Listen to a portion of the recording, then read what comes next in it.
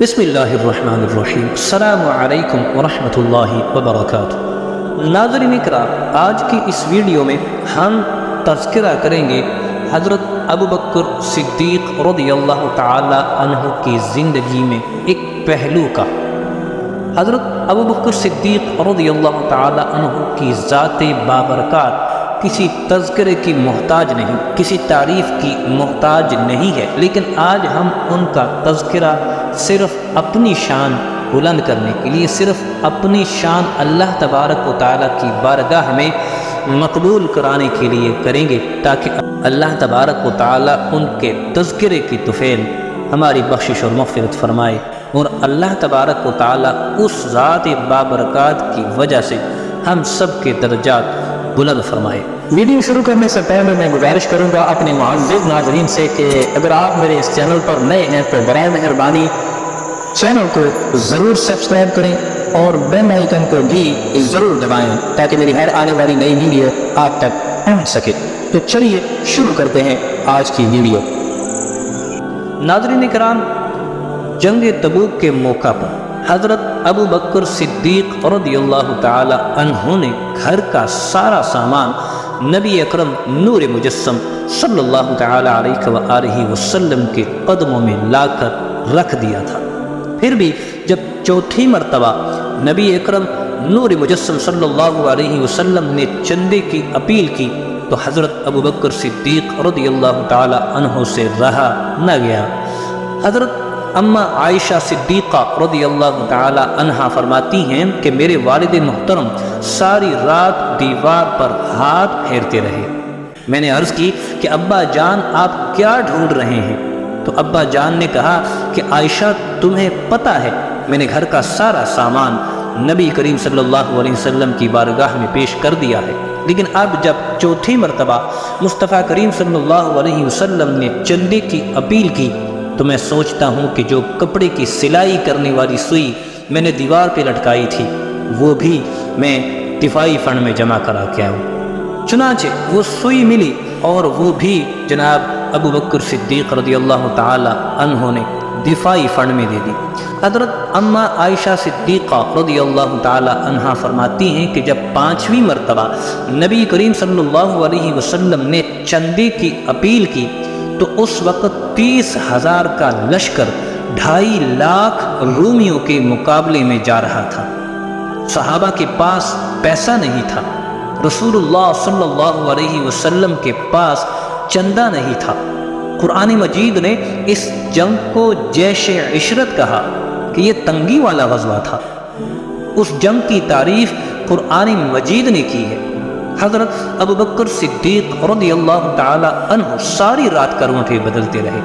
اما عائشہ صدیقہ رضی اللہ تعالی عنہ فرماتی ہیں کہ میں نے پوچھا ابا جان کیا چیز ہے جو آپ کو پریشان کیے ہوئے؟ آپ کس بات کی وجہ سے بے سکونی کی حالت میں ہیں؟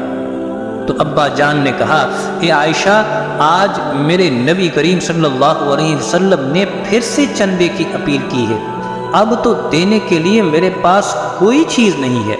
میں نے سوچا میرے تن پر جو کپڑے ہیں بڑے مہنگے ہیں، کپڑے ہیں کوئی بات نہیں، کوئی سستا کپڑا پہن کر گزارا کر لیں گے، اور مجھے پتہ ہے کہ جو کپڑے میں نے پہنے ہیں اس کا 1 گز 32 درہم کا ہے۔ چنانچہ میں سوچتا ہوں کہ میں یہ کپڑے بیچ کر اس کپڑوں کا سارا پیسہ نبی کریم صلی اللہ علیہ وسلم کے قدموں میں رکھ دوں تاکہ عقائد عالم صلی اللہ علیہ وسلم کے اپیل کا حق ادا ہو جائے۔ اما عائشہ صدیقہ رضی اللہ تعالی عنہ فرماتی ہیں کہ صبح ہوئی تو میرے والد محترم مدینہ کے بازار میں گئے، وہاں وہ کپڑے بیچ دیے، وہاں سے ٹاٹ کا لباس خریدا اور ٹاٹ کا لباس پہن کر جو باقی پیسے بچے تھے وہ لے کر نبی کریم صلی اللہ علیہ وسلم کے پاس آئے۔ وہ پیسے دفاعی فنڈ میں جمع کرائے اور خود ٹاٹ کا لباس پہنا تھا۔ تھوڑی ہی دیر ہوئی تھی ابوبکر صدیق رضی اللہ تعالی عنہ بھی نبی کریم صلی اللہ علیہ وآلہ وسلم کی بارگاہ میں موجود تھے کہ آسمانوں سے جبریل امین تشریف لائے۔ جبریل امین نے رسول کریم صلی اللہ علیہ وسلم سے فرمایا کہ اے اللہ کے رسول، اللہ تبارک و تعالی عرش سے حضرت ابوبکر صدیق رضی اللہ تعالی عنہ پر سلام بھیجتا ہے، اور اللہ پوچھ رہا ہے کہ ابوبکر سے یہ پوچھ کر بتاؤ کہ کیا اس حالت میں بھی ابوبکر خدا سے راضی ہے؟ جب کلمہ نبی پڑھا تھا تو لاکھوں درہم کا مالک تھا، آج پیغمبر کا کلمہ پڑھنے کی وجہ سے ٹاٹ کا لباس پہنا ہے، اور ٹاٹ کا لباس پہن کر یہ نبی اکرم صلی اللہ علیہ وسلم کی محفل میں آیا ہے۔ رسول اللہ صلی اللہ علیہ وسلم نے جب جبریل امین کی یہ بات سنی تو ابوبکر صدیق رضی اللہ تعالی عنہ کی طرف مخاطب ہوئے اور انہیں اللہ کا سلام پیش کیا اور بتایا کہ اللہ پوچھ رہا ہے کہ اے ابوبکر، اس حالت میں بھی کیا تم خدا سے راضی ہو؟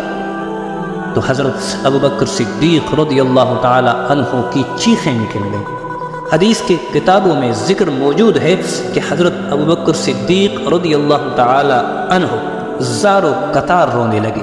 فرمایا اے اللہ کے رسول صلی اللہ علیہ وسلم، یہ تو میرے کپڑوں کی ٹاکی ہے، ابوبکر کے جسم کی بھی ٹاکی ہو جائے، ابوبکر کی چمڑی بھی اتر جائے، ابوبکر تب بھی خدا سے راضی ہے، تب بھی ابوبکر رضی اللہ تعالی عنہ مصطفیٰ سے راضی ہے۔ یہ تھی شان حضرت ابوبکر صدیق رضی اللہ تعالی عنہ کی۔ ناظرین کرام، حضرت ابوبکر صدیق رضی اللہ تعالی عنہ کی ہستی وہ ہستی ہیں کہ جب قیامت والے دن حساب و کتاب کے روز اللہ تبارک و تعالی نہایت قہر و غضب کی حالت میں ہوگا اور حساب و کتاب شروع ہونے والا ہوگا، اس وقت سب سے پہلے جس شخصیت اور جس ہستی سے حساب و کتاب شروع کیا جائے گا وہ جناب سیدنا حضرت ابوبکر صدیق رضی اللہ تعالی عنہ ہوں گے۔ اور روایات میں آتا ہے کہ جب ان کی ذات سے حساب و کتاب شروع کیا جائے گا تو اللہ تبارک و تعالی کا قہر و غضب کافور ہو جائے گا اور پھر حساب و کتاب میں نرمی اختیار کی جائے گی۔ حضرت ابوبکر صدیق رضی اللہ تعالی عنہ کا تذکرہ صرف اور صرف اس لیے کرنا مقصود تھا کہ ہماری اللہ تبارک و تعالی بخشش فرمائے اور ان کی ذات کی وجہ سے اللہ تبارک و تعالی ہم پر اپنی رحمتوں اور برکتوں کا نزول فرمائے۔ ناظرین کرام، حضرت ابوبکر صدیق رضی اللہ تعالی عنہ کی زندگی کے ہزاروں پہلو ہیں کہ جن پر اگر ہم تذکرہ کریں تو شاید ہی ہمارے پاس ایسے کوئی الفاظ ہوں کہ اس کا حق ادا ہو۔ حق کبھی بھی ادا نہ ہوگا، لیکن جب بھی ہم تذکرہ کریں گے مقصد صرف اور صرف اپنی ذات اللہ تبارک و تعالیٰ کی بارگاہ میں مقبول کروانا ہوگی۔